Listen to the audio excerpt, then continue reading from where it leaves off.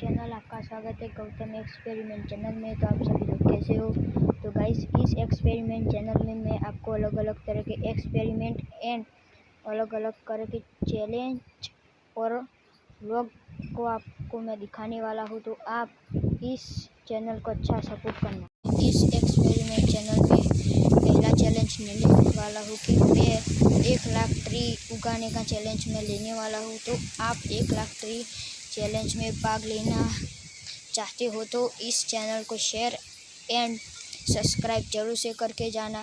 Guys, मेरे पास इतने भी पैसे नहीं है कि मैं ऐसे ही नर्सरी में से लाके ट्री ऐसे ही रोप लूँ। तो इसलिए आपको मेरे वीडियो देखने पड़ेंगे और मैं बहुत सारे सीड्स इकट्ठे करके और उसी में से मैं ट्री तैयार करने वाला हूँ। तो आप आने वाले वीडियो में देखना कि मैं किस तरह से ट्री उगाने वाला हूँ, दिखाने वाला हूँ कि मैं किस तरह से किस सीड्स को मैं लेने वाला हूँ ट्री उगाने के लिए। तो आप वीडियो में बने रहना।